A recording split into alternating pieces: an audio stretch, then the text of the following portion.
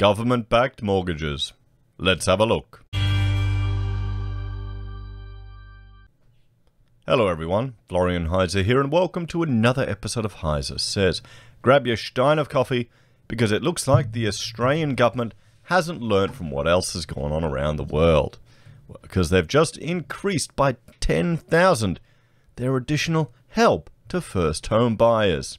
Is this our step into Fannie Mae and Freddie Mac type of government guaranteed mortgages, so everyone just piles into housing? That didn't cause any problems at all in the States, did it? Just this little thing called the GFC, but we don't worry about that. I'm sure Australia's different. Yes, that's right. So let's have a look at this, guys, because it's a concerning trend. It's just another thing that they're chucking at property here in Australia. Now, for those of you that don't remember, our unemployment rate is sitting at 6.8%. GDP has fallen significantly. Sure, building approvals are going up. Building approvals are going up. That's a good sign, but they're chucking so much money at it. And units are tanking. And we've got to see. Here's the situation you have to paint. You've got a tradie. He may be struggling, or they may be struggling to sell their house, their existing house, but they're getting work because, stuff's getting built. So the government's helping them on one side by getting them work, but because of all the money they're chucking in housing, new build, it's depressing the value of their other house. See, so they give with one hand and they take with the other. So all of these things that have good intentions, they always have unintended consequences. That's why I'd advocate for the government to step back and allow the market to adjust, because often the unintended consequences manifest much worse and take years for us to see. And this is just the beginning. I'm more worried about the precedent this is setting, where the government's getting used to guaranteeing loans, even in small amounts, even a little bit here or there. It's just the beginning. Because then it'll become a political football. And next Labour will say, oh, well, we'll guarantee half your loan. We want every Australian in a house. What do you think, everyone? Let me know in the comments if you think I'm just getting too old and cynical now. So let's have a look at the media statement from Michael Sukkar. So, helping an additional 10,000 first home buyers. Well, you kind of screwed them all over for years. I mean, property. Just look at our property, guys. I'm going to bring up this chart. I've got to bring it up. Look at just the property price growth. Okay, housing is it's not as affordable as it was in the past, everyone. The amount of family income you need to get into a house now is at a point where people both partners have to work. It's not an option anymore. It's kind of a necessity. As part of the Morrison government's economic recovery plan to create jobs, rebuild our economy, and secure Australia's future, an additional 10,000 first home buyers will be able to purchase a new home sooner under our first home loan deposit scheme. Now you might think, oh, Florian, this sounds great. 10,000 more people. But it's probably people that haven't saved up enough of a deposit, and it's probably boosting their buying capacity. So rather than offering an amount, here, now thanks to the government, they can offer an amount here. And what does that do to our property? Well, you got a little property here. There's the supply-demand curve. The government has just pushed up that minimum price that people get in, or the market price. It's an intervention, guys. And of course, supply goes up because of more jobs. Prices go up. It's all fun and games. Our first home loan deposit scheme has already helped almost 20,000 first home buyers purchase a home this year with a deposit as low as 5%. As low as 5%.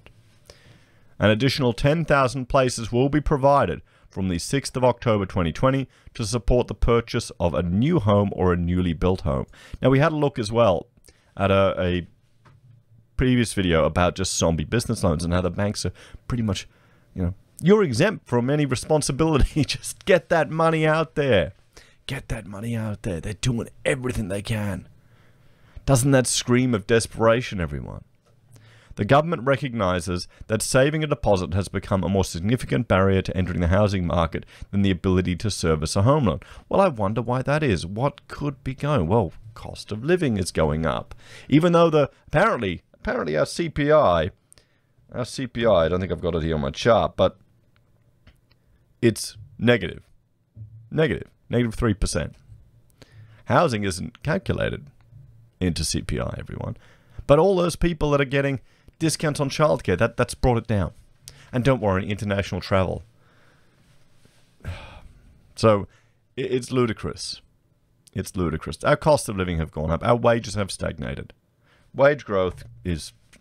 I don't even know why the RBA tried to forecast it. They failed. After the first 3 years, they should have just given up on trying to forecast it. You've got a whole bunch of people that want to get into housing because it's all we do in Australia. We're obsessed with property. Every TV show, every get-rich-quick scheme. Now I'm seeing on news.com, it's always an article about someone who invented like a tomato sauce thing and sold it to Coles or another thing. That's our innovation in Australia. I mean, good on those people. Fantastic. But it's, you know, we're not talking US innovation, are we? Under the existing first home loan deposit scheme, eligible first home buyers can purchase a modest home with a deposit of as little as 5%. Building on the success of the existing scheme, an additional 10,000 first home buyers will be able to obtain a loan to build a new home or purchase a newly built home with a deposit as little as 5%. So again, so a new home, is that a new house that's already been built or one that has just been built? So my concern is, will this be another example of where existing stock is being pushed down? It has less of a competitive advantage to new stock. Additional guarantees will be available until the 30th of June 2021 and will drive more construction and support jobs as part of our economic recovery plan. Eligible first home buyers will also be able to take advantage of the Morrison government's First Home Super Saver scheme and Home Builder. The first home buyers may also be eligible for state and territory grants and concessions. I mean, when you add it all up, some of these people can pull together 50 grand, and you can't blame them for wanting to take advantage of it, but you've got to be careful. Combined, the First Home Loan Deposit Scheme, Home Builder, and First Home Super Saver Scheme represent an unprecedented level of government support for home buyers and the construction industry alike. Yes, that's the concern of it, guys. That is the concern. I'm really interested to see the budget. Now, I'll organize a live stream where we can all chat about it to see what will be in the budget that isn't to do with housing or construction. That's going to be the most interesting thing. So let's have a look at some of the bank's takes. Let's look at CBA. So, the extension of the First Home Loan Deposit Scheme by the federal government has been welcomed by the Commonwealth Bank, which has helped more than 3,000 Australians to buy their first home through the scheme for its launch at the start of the year. So the CommBank helped 3,000 people. In a statement released today, on the 3rd, Angus Sullivan, CBA's Group Executive for Retail Banking, said, "We applaud the extension of the First Home Loan Deposit Scheme. Feedback from our customers who have benefited from this scheme has been extremely positive. The scheme has played a constructive role in helping first home buyers get onto the property ladder, as well as providing much-needed support to the broader economy during the pandemic. We're delighted to have been a major participant in the first stage of the scheme, which has helped more than 3,000 CBA customers buy and move into their first home. The expansion of the scheme that the government has announced today will help even more Australians look to buying their first home. The focus on new build in particular, there you go, will provide timely support for employment in the construction industry as the country starts to move into a recovery phase. It's going to make it even harder for people who have an existing property that want to sell it off. Maybe that will depress the prices even more. There's less demand in that sector. What if you've got investors that need to sell it? Commonwealth Bank on one shoulder is tapping you on one shoulder as an investor. Okay, you've got to sell that property. And then you're another person is a first-home buyer. Look, why don't you buy this brand new build? This is the problem, guys, these unintended consequences. Or maybe they're entirely intended. CBA is proud to support our customers and the wider community in this way, and we look forward to helping even more first-home buyers enter the market in coming months through initiatives like this. Now, this is just one example. Sure, they're just giving a guarantee on the loan. You know, they're making it so you only need 5%, but that magnifies the amount that people can buy, and that will keep prices up. Now let's have a look at some examples over in the States, because this is where it really went insane with Fannie Mae and Freddie Mac. So Fannie Mae and Freddie Mac are federally backed home mortgage companies created by the US Congress.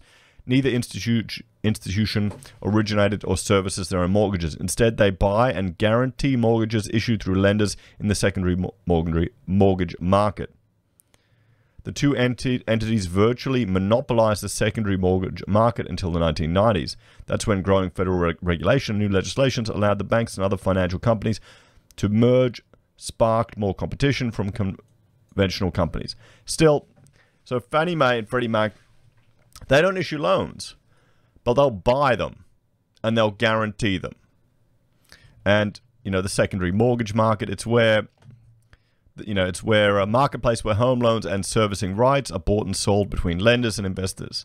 And servicing rights, mortgage servicing rights, hang on, we'll bring that over here. And I'll link to all of these if you want to go through these by yourself. But mortgage servicing rights refer to a contractual arrangement in which the right to service an existing loan is sold by the original lender to another party that specializes in the various functions involved with servicing mortgages.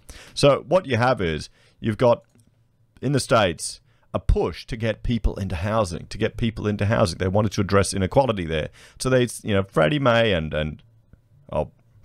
and Fannie Mae, they just started buying up every single thing. So the banks didn't care who they were lending to, because there was no risk to them, because they could just send it on. Then it went to the secondary mortgage market, and then it was mortgage servicing rights, and it was packaged up into mortgage-backed securities, and we all know what happened there. They bundled the good ones with the terrible ones, and just this little thing called the GFC. And what happened? What happened to home ownership in the States? Well, it's a dog's breakfast, guys. And they're different to us. They're very different to us because they don't have the same obsession with property here in Australia. We actually see property as an investment. A lot of people in the States see it as a liability and as a cost, but people still want a home. And don't get me wrong, I've got my house. I've got a mortgage on it. I would be really, really happy on one hand if, you know, this Westpac 20% increase in property in Brisbane actually materialized. Because it's a bloody joke, guys. Making money just sitting in property is a lot easier than doing real work, okay? I can tell you that. Than having a business, taking risks. It's a lot easier. And that's the other problem. That's the other problem. We're taxed to the hilt in this country, so everyone to get out of paying their tax because they're not idiots. That's the thing. Rather than the more you tax people, rather than innovate and create businesses to earn more money, you create a incentive to push people to minimize their tax. And how do you minimize tax in Australia? What's one of the easiest ways? I wonder. Negative gearing in property. So everyone negative gears in property, and then they hear the story of, oh, well, you know, you've made all that equity. Buy another one and another one. Oh, just pay interest only so you can buy more. And it snowballs. And sure, some people can become quite wealthy doing that, and good on them for doing it. But the problem is, the bigger picture is, it means that, well, what's the innovation in Australia? What's the new industry in Australia? What's growth in Australia? Property, property, property, property. That's where we end up in this mess, guys. What do you think? What do you think? There has to be a way to turn it around. I'm hoping this doesn't become a habit of the government getting used to guaranteeing things. I'm hoping Labor doesn't pick up on it and come to the election with just, you know, if we start hearing every Australian owning their own home, what's worse? Massive stimulus spending in public housing or government backing of loans? What's more concerning? I'd rather prefer the home builder scheme. Because at least there, for the 25 grand the government's giving people, they're getting 150,000 minimum of individual spend in the economy and more economic activity. I'd rather that than this messy guarantees. And even that is creating problems where it incentivizes new build and puts downward pressure on existing stock. With regard, or downward demand on existing stock for purchasing, reducing the prices. It's all fun and games, isn't it, everyone? Thanks for watching. Let me know your thoughts and opinions in the comments down below. Have you taken advantage of this scheme, or do you know someone that has? Or are you staying clear of it? You know, you're always a bit worried when the free money starts flowing from Mr. Government. You know, the devil and their deals. Anyway, guys, Take care. Thanks for watching. Like, share, and subscribe to the channel. If you're a fan and want to support the content I create here, there are a few ways you can. You can join the channel on YouTube or Patreon.